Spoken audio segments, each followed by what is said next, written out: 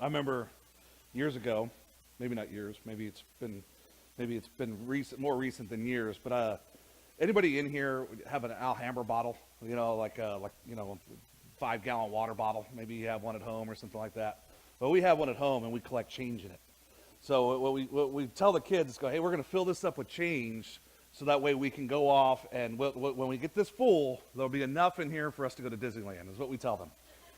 And so what we do is we fill it, and we don't have any idea how much money will actually be in there. We're just trying to incentivize them to fill it. We're just trying to go, hey, this is what we're going to do. Well, for a while, the thing kept getting fuller and fuller and fuller, and then one day I looked at it, and I go, man, that thing is getting...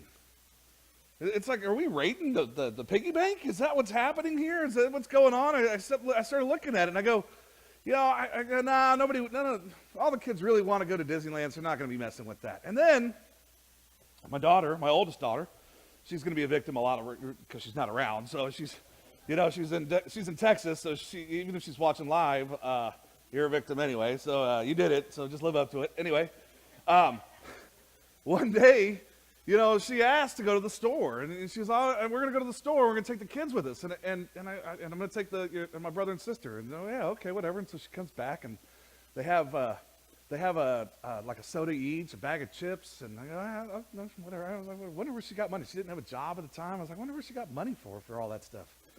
And then she came in, and she had this bag. This like I considered it a purse, but it wasn't really a purse because it was full of change. And so when she put it down on the table, it went dunk, and I go, what is that? And I had to pick it up. I opened it up, and it was full of quarters. The whole thing was packed full of quarters. And I started putting it together, and I go, oh, now I understand where the change had coming from. And I told her, I said, Aubrey, I said, what were you doing? What were you thinking? I said, I'm so disappointed that she would go and do that. And for her, she took that very, very personal. She took it, because I said, this is stealing. And she took that, and all of a sudden, she said, I'm a bad person because of that. She felt that way. She felt that, and see, the thing is that she didn't feel that she did bad. She felt that she was bad. There's a difference. See, there's guilt. See, guilt is I did bad. That's what guilt is. See, now, shame is I am bad. So there's a difference in between those. And so often we get it kind of confused, and we go, I'm bad. When the reality is sometimes our actions are bad. We connect what happened with who we are. That's what we do so often. We connect what happened in our past with who we are. I did bad, I am bad. He rejected me, so I'm worth nothing. So I am nothing. After what I did, I'm worthless. This is what happens to us so often. These are the lines that you hear people tell themselves after an incident that's happened in their life, after things have gone on. For me, we moved into a house one time. And when we moved into this house, it was a rental. And my mom really did everything she could to try and provide for us. And we moved into this place, and she kind of moved us into this house. And the house was kind of a wreck. But it was kind of part of the deal of moving into it. It was that we had to do some work. And the guy that my mom was dating at the time was a kind of like a handyman. And so he knew how to do stuff. And so it was kind of part of the deal when we moved in. But when we moved in, the garage door, when you open the garage door, it was packed. Like the garage was full. And if you went to the other side of the house and you actually went in through the house and you opened up that garage door, that was packed too. It was like, they just kept trying to shove stuff in there, like, we don't even want to worry about that stuff. And so part of the deal was when we moved in, we had to get rid of all that stuff. And nobody knew what was in there. Nobody had any idea. And so we finally started to go through and started sorting through it. And you start pulling stuff out, and you start just kind of tearing the place apart. And as we were going through it, there was a car in the garage. And there was so much stuff. There was a car buried in there. But I used to love just going out there. It was like an explorer opportunity for me. I'd go out there and just explore, and I'd spend, one of the boxes I opened up was full of Playboys. Oh, yeah, you see where this is going, right? And so as I opened it up, and I had never really been exposed to that at all. I had never been exposed to, I have a brother that's 10 years older than I am, but I had never been exposed to, to nudity in such a way. And so I remember opening it up, and I don't remember which one it was. I do remember it was an older one, and I remember opening it up and flipping it. You just start flipping through it, all of a sudden the one page, ding, ding, ding, and I go, and I remember staring at that. And that image is so, it's in there. It's in my brain. And even as I got caught, I felt bad. I felt dirty because my mom opened the door and goes, "What are you doing?" And I go, I don't know. This is, I threw it down on the ground. I go, I don't know. I don't know what I was doing. Or in high school, I was a football kid in high school, right? I played football, and so most of the year, so for the first 6 months of the year, I did really well in school. I went to class, I did all the things, I did all my homework, but the last 6 months, football season was over. I was like, I just got to get C's so I can play again next year. And so I go, and I walked in, and they go, "This is 40% of your grade, your whole yearly grade." And I go, "Man, if I don't pass this test, I'm going to fail." And so I started writing down doing my test, and looking over the paper next to me, not realizing that the test next to me was actually a different test.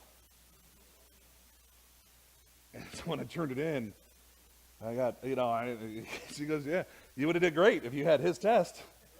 And I got caught cheating. There's nothing quite like that. Or even a little later in high school, where I was out and you always have those things where you look at it and go, I was trying to be cool, and I went to at the time Albertsons existed. I don't know, well, Albertsons is back now, but at the time it was Albertsons, and I went into the grocery store, and I started, they had these, I don't know, maybe some of you guys have seen them in your travels, but they had these little club drinks. They're screwdriver or whatever they are, well, I said, if I don't leave the store with those, I'm not stealing them. So I just sat in the store and drank them. And it's still stealing them if you consume them, I promise.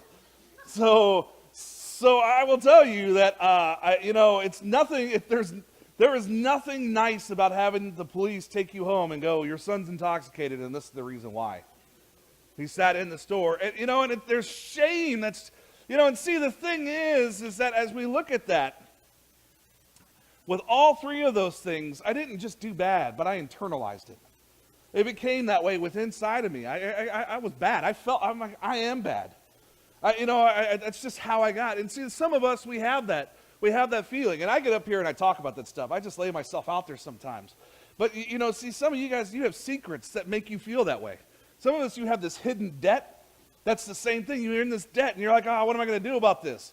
Maybe it's that you're looking, maybe you're married and you're looking at other options, and you're trying to, see, these are all things that make you feel bad because you know that you're just doing wrong. Maybe you just had this sexual past that you're looking at and going, I feel bad because of all the things that I've done in my past, or all the things that have happened.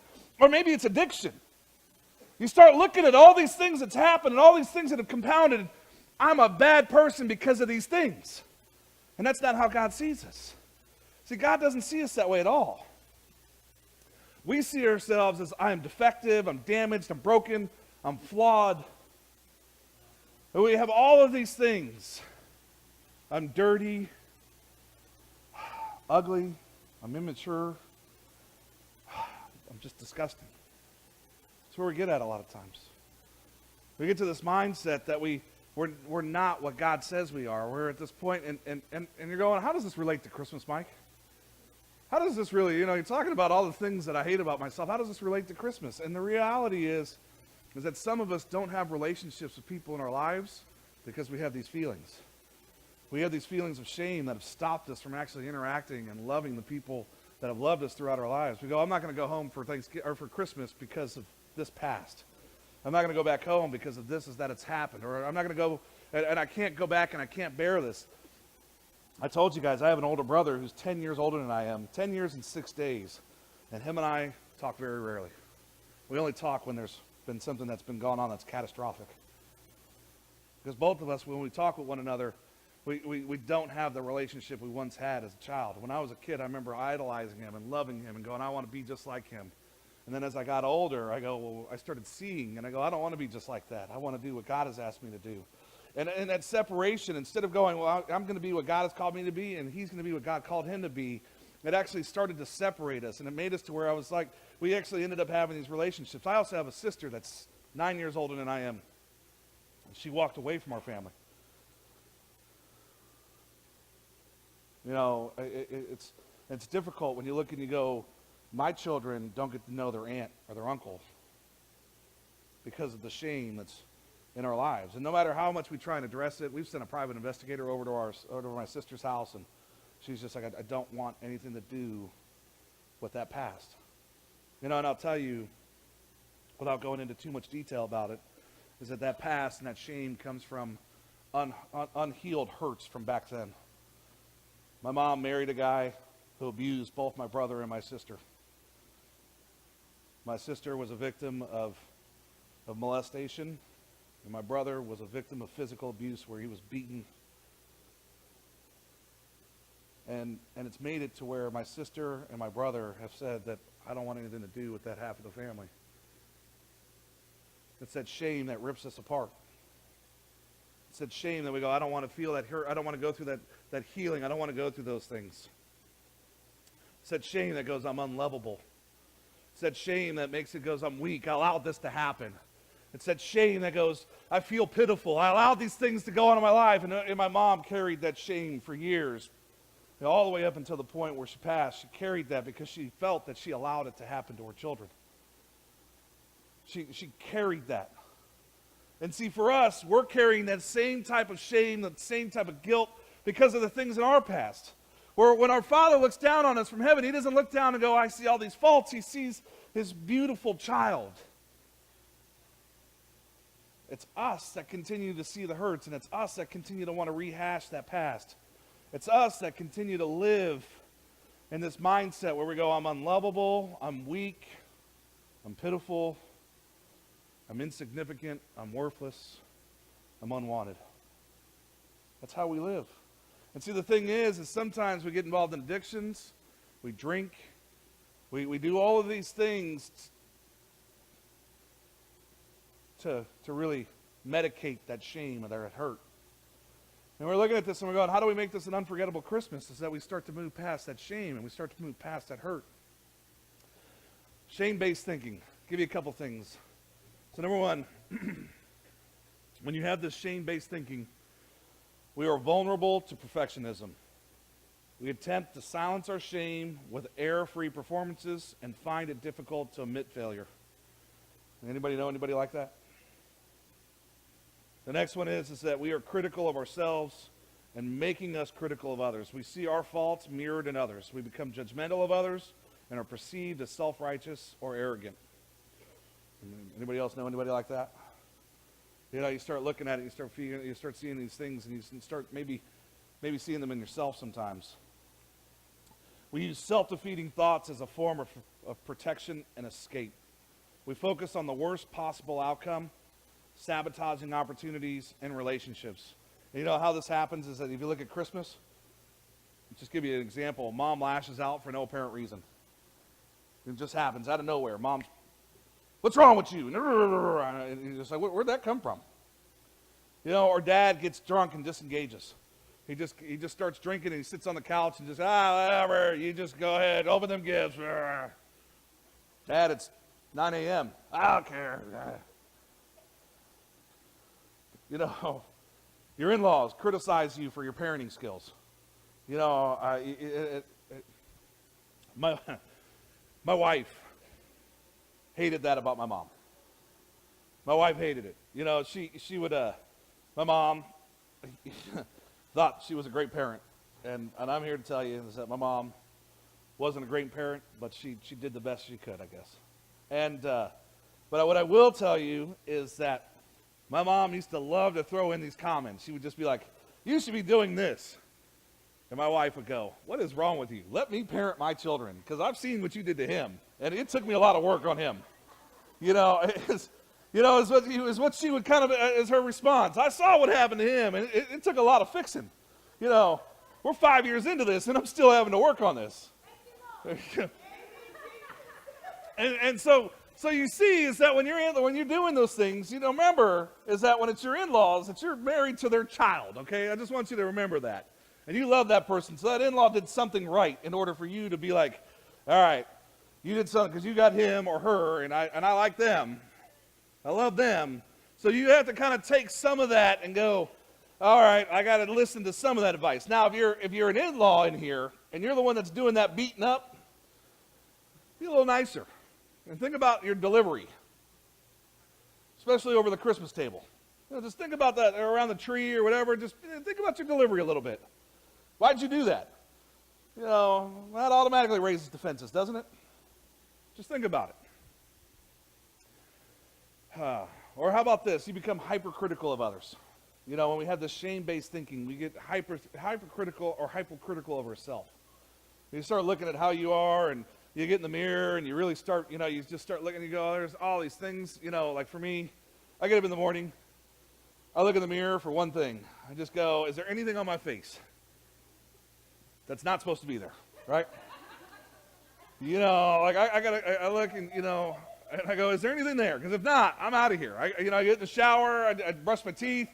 I don't have to look at, I'm not worried about zits. I'm not worried about any of those things. I just go, I got to go. I get up, I look, and I think that's what the mirror is for. It's not there for you to pick apart yourself. And a lot of times we get in front of the mirror and we pick apart ourselves.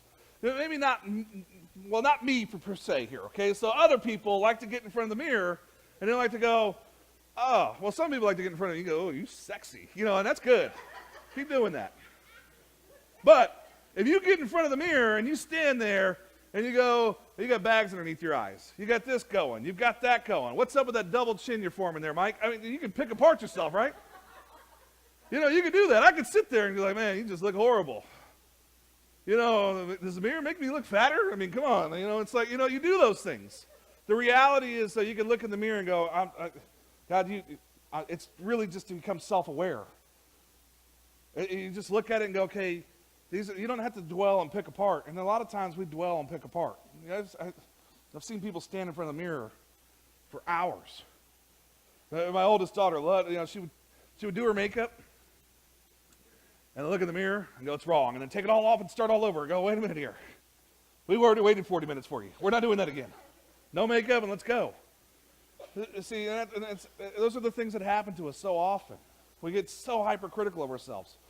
I want you to look at this verse. And so if you, this is God speaking to Israel, and he goes, this is my, and really this is my prayer speaking for us too. And it says, fear not, you will no longer live in shame. Don't be afraid. There is no more disgrace for you, and you will no longer remember the shame of your youth. Why don't we have to live in shame? Why don't we have to live in shame? This thing that we carry around with us. And it says, in verse 9, it says, if we confess our sin, in verse 9 of 1 John 1:9, it says, if we confess our sins, God is faithful and just and will forgive us of our sins and purify us from all unrighteousness. See, this is the thing. This is a true statement. And the problem is, we don't embrace this. We don't embrace this sin. We don't take the sin and go, I'm going to embrace this, and this is going to be the truth of my life. We take the sin and we go, we are forgiven, and we go, I'm not really forgiven. And we hold on to the shame, the guilt, the sin, instead of letting it go. Well, God let it go for us, but we want to hold it. I like it. And I've used this analogy, and some of you guys, maybe you don't like this analogy, but it really is a great analogy for what we tend to do. See, here's the reality. We're like a child that is just crapped in its diaper. And we just sit in that sin. And see, the thing is, anybody have this child that goes to you, and that comes up to you, and you go, oh, somebody went number 2. And they go, like, no, I smell it. And they go, no, didn't do it. And you're like, oh no, I'm pretty sure you did it. And then you go, okay, well, let's just change you to make sure. And what they do, what they do is they go, no, and they take off running. And they go do laps, and they go running around, and at some point, they trip up. Because I've had this happen.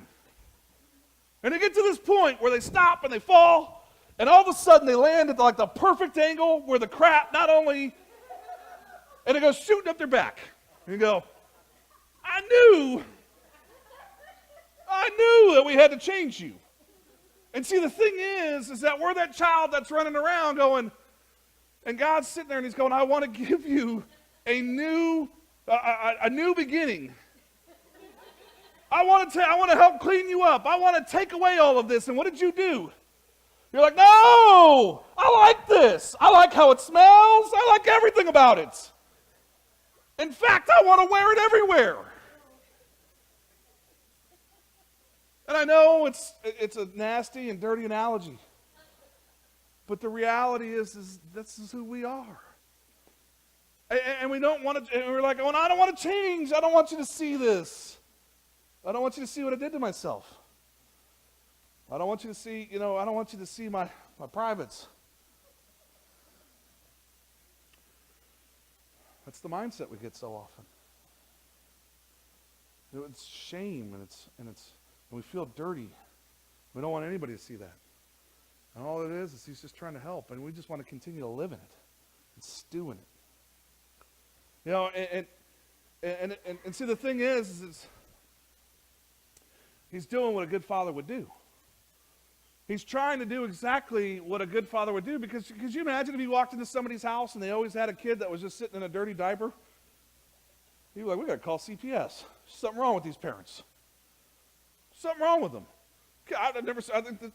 And so the thing is that he's trying to help us. He's trying to help clean us up. He's trying to get us back on the right. That's what parents do for us.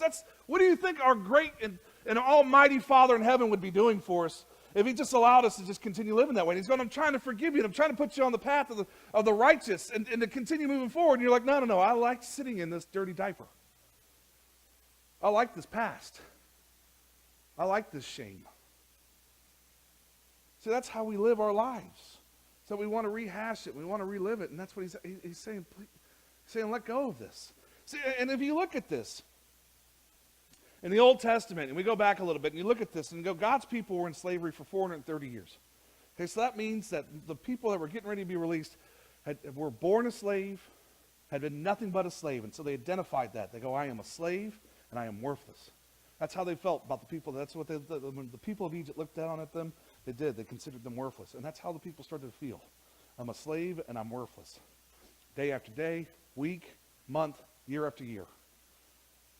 That's how they felt. I'm a slave and I'm worthless. They believed the lie.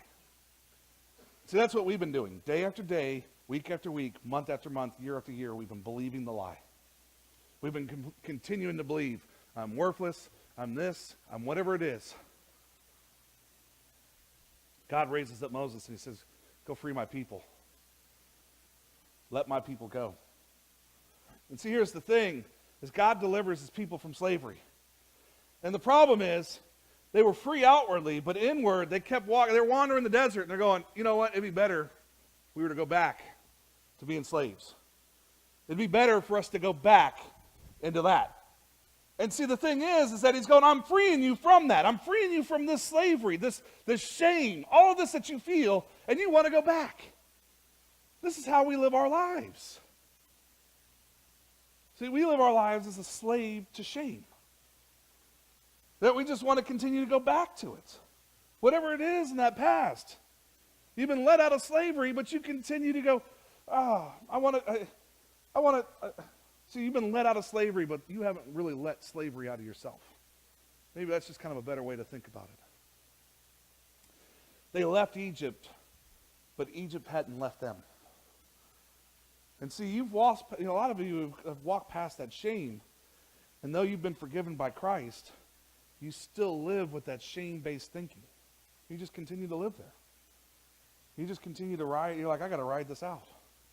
Instead of moving forward and doing, I know that God has something better planned for me.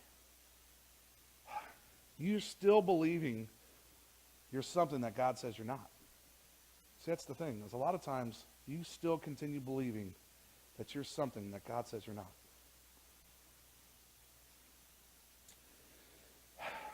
Guys, for most of you guys know that I'm really transparent. I'm not really ashamed of my past. Just not. It's brought me to where I'm at. but I still battle with some things, and I still battle with some shame things, and it's not really my identity. I usually battle the things that I'm not enough and I'm inadequate. That's usually what I battle with. Those are the things that I battle with. I battle with that I'm not enough, that I'm inadequate. And that's a battle for me. And I know that, with God's power that I am enough. And I know that when I'm following and I'm doing what he's asked me to do. But my thing is that I look in every week for me. See, here's the thing, is that this is a life-changing experience every week. And I take it that way. Your lives are at risk every day. Every day. And it's my job, and God has entrusted me to help guide you to know him and to become his disciple, so that way you get to have eternity with him. He's entrusted me to help you get there. Not that I'm going to do it, but he's entrusted me to help you get there. And so often I feel inadequate, and I feel that I'm not enough to do it. And so I battle going, I know that I have to realize that I know that I'm not enough, that without Christ I'm never going to be enough. That it's with Christ, that's what makes me enough. That's what makes it to where I can do this job. It's that when I try and do it on Mike's power, go, I got this, I can handle this. That's when the real issues start to come up. But when I do it with God's power and with Christ with me, all of those things, it just becomes easy. I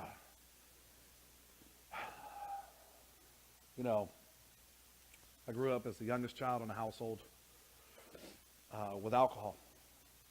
Maybe some of you guys have lived that way. You've grown up in a household that alcohol just poured. And in my household, it did. There was always beer in the refrigerator. There was always whiskey to be drunk. It was just always there. And the thing is that I wanted to fix the problems. I watched my mom get abused.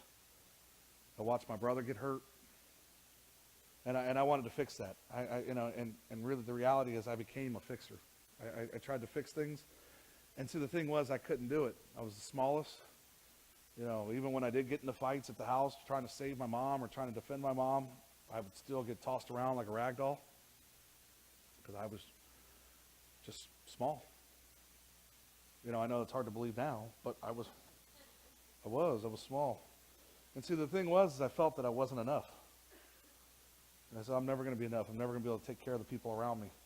That's what I started to walk around with. That's the feelings that I carried. And see, that's the same thing I feel that now. As a husband, father of 3 kids, and pastor of this church, I carry that. Am I enough? And I know that with Christ I am. See, I've also come to the realization that I can't solve all the problems. I can't be everywhere, and I can't be everything. I just can't. I can't do all of those things. Whereas some of us, we try to do those things. And I will tell you, daily I disappoint. Most of the time myself, because I expect perfectionism. And so I disappoint myself all the time, where people walk in and they go, Mike, it's amazing. And I go, yeah, but it's just not quite right. I could do better. And what we have to do, I highlighted in my notes, and it says the only way to heal from the shame is to move the focus from what I'm not to who Christ is what I really have to do. Is I have to change this focus, and the only way to heal from the shame is to move the focus from what I'm not to who Christ is. And I will tell you is that I just want to give you this idea, and maybe this can be a little hurtful for some of you, but anytime that you think you're something bad, there might be some truth to that. Okay? Anytime that you think there's something that you might be doing something bad, or that you might be something bad, there might be some truth to that. And see, the thing is that when you read the Bible and you go, I am bad, and there's actually some truth to that, because you actually are. You're a sinner. Each and every one of us are a sinner. Each and every one of us. And I want to clarify this to you, and I want to make this very, very clear. Because we get this confusion that that my sin is any less than any other sin, or your sin is less than this sin, and we tend to look down on people because my sin isn't as bad as that one. And see, here's the problem, is that in the Bible it says all sin, all of it, is punishable by one thing. It's death. So if you're a liar, the punishment is death. If you're a thief, the punishment is death. If you got divorced, the punishment is death. Every sin. So that's the thing, is that all of those sins are punishable by one thing. And so when you start going, my sin isn't as bad as that person, or my sin isn't as bad as that person down the road, in God's eyes, all of it is. And the only thing that makes up for it is Christ. That's the only thing that makes up for it. So I don't care if you go, oh, I only stole a pen. It's punishable by death. I only lied to this person. I only cheated on my taxes for the last 25 years. I'm a good person. I only lied to the government. Death. That's what it is. And you start going, oh no, my sin is different than everybody else's. No, it's not. And the only thing that makes it to where you have this chance at eternity and this chance of grace is Christ. That's what makes up all of those things. No matter where you're at, if you're 99% bad, or you're 100% bad, or if you think that you're 100% good, because there's some people out there that think they're 100% good, the reality is Christ still makes up the difference for all of them. So the thing is, you go, I'm inadequate. Yep, I'm going to tell you right now, you weren't designed to do it by yourself. You were never designed to do life by yourself. In the beginning, God created Adam. He looked at him and he goes, oh, it's a man. He ain't going to figure it out on his own. So he gave him a woman and named her Eve, helper. But we need help. We need people around us. And so that's the thing, is that, we go, I got this. No, you don't. You need help. You need people around you. You need a community of believers.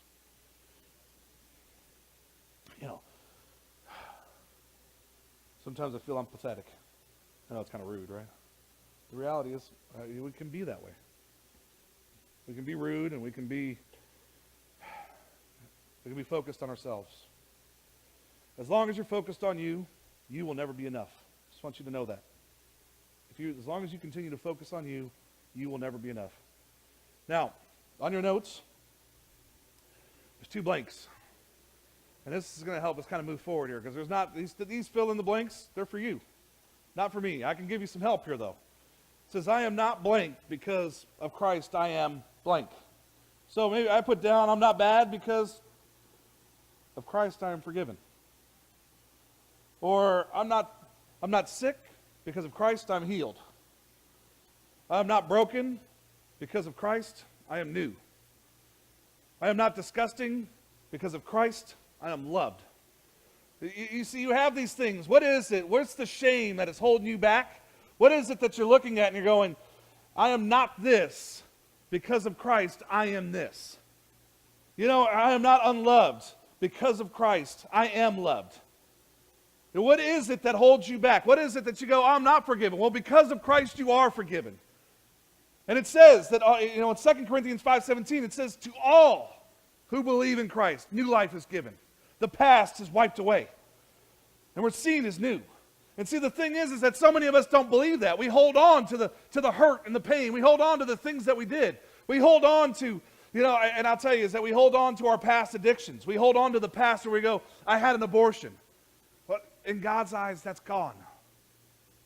You need to let it go and start moving forward. Because if you continue to hold it, you're always going to consider yourself to be that murderer. That's where you're going to live at. I did this. Well, you need to let it go.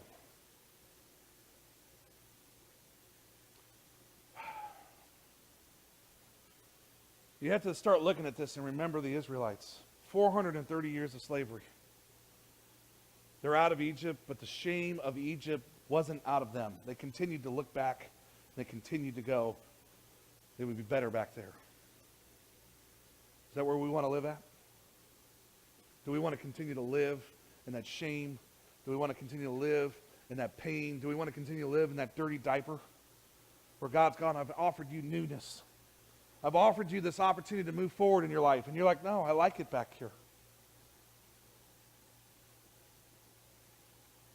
Then the Lord said to Joshua, today I have rolled away the shame of your slavery in Egypt.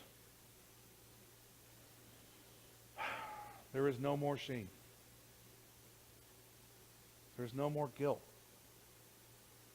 There's no more. Why do we keep living there? Today, God says, take the shame off of you. Take it off. Stop carrying it. Roll away whatever it is that's holding you back. You are not what others say you are. Don't continue to carry it. Don't let others identify you. Only know that God speaks and he's going, I see my beautiful child. I see greatness. I see whatever it is that you're looking at and you're going, I'm inadequate here. And he goes, I see you as more than enough. I sent you. You remember, if you look at Moses steps out and goes, I can't go. My tongue gets tied up all the time. And God goes, don't worry about that. I'll give you the words to say. And see, for us, we're going, well, God, can you really forgive me? And he goes, I've already done it. You need to start forgiving yourself. See, the thing is, you are not your past. You're not. You are not your past. You are not what you did. You are not what someone did to you. That's where we tend to live at. You are not what others think you are. And maybe you're not even what you think you are. You are what Christ says you are. So that's the thing. You are what Christ says you are. Jesus gave you and he said, this is what I want you to do. And see, for many of you, you've been given these different directions. And you've been told to step out and do something. And maybe it's to start a ministry or maybe it's to go out and do something. And you're going, I'm not enough for that. You are enough. God asked you to do it. You're enough. Stop thinking that you're not. See, when you read the Bible, it tells you, I am free. I am forgiven.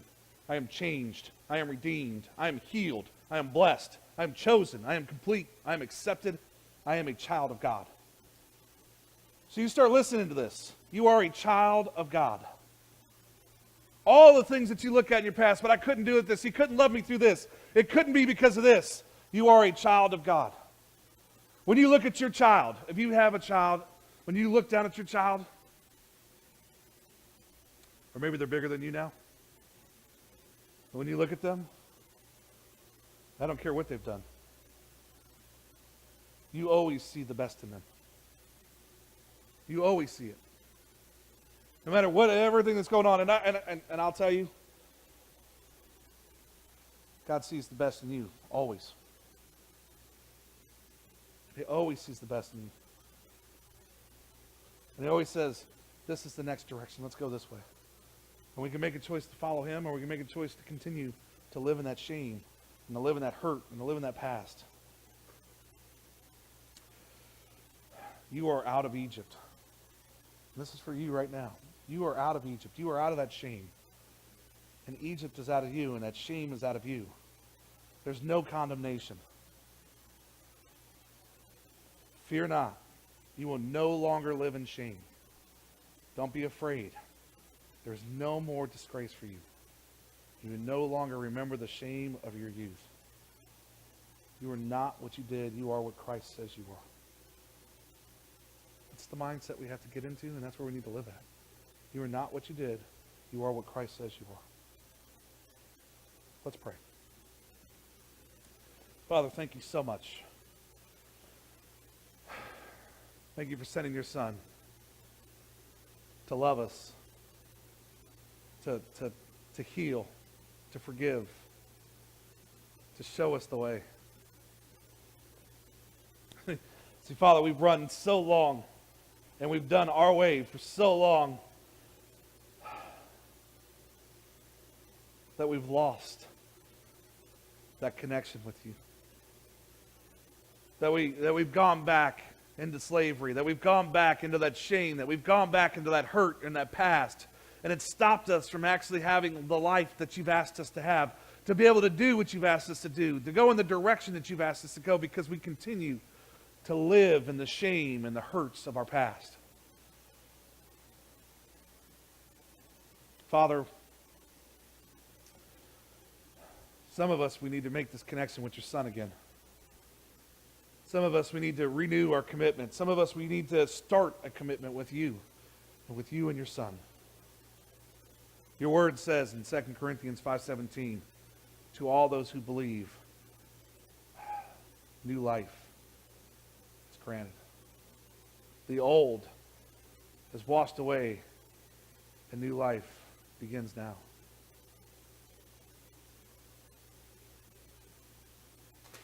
Pray this with me. Father, thank you so much for sending your Son to wipe away my sins and to give me eternity with you. I believe that he died on the cross for me so that I could have new life and eternity with you. Keeping your heads down, if you just prayed that with me right now, if you just prayed that you want this new life, that you want the past forgiven, that you want to live outside of this shame, could you just put a hand up and just say, I'm ready for this new life. I'm ready for you. I'm ready for you to come in and start guiding my footsteps, and you to start leading my life, and you to start directing, and not for me to continue to live in this past and this hurt and this anger. You can put your hands down. So many people have just said, I'm ready to follow the direction that God has said for me to go in. That forgiveness, that healing, in this new direction with you. Father, thank you so much for this season and for sending your Son. We're so thankful for this year, and we're so excited to see what you're going to do in this upcoming year. Father, we're excited to see the community that we're going to reach through this Christmas, the love that we're going to be able to share, and the hearts that we're going to be able to soften towards you. Father, we're thankful for today, and we're thankful for the shame that you've allowed us to shed. And we're thankful that you've given us today. We promise to walk out and to be the ministers that you've asked us to be, to reach this community, to reach this nation, and to reach all ends of the earth. So give us the strength and the courage and the wisdom to walk out knowing that you have entrusted us to be your ambassador to this world and to reach each and every person that's in it. This message is not something to be held back, but it's meant to be shared. To give to others, to give life to others, to encourage others. Father, thank you.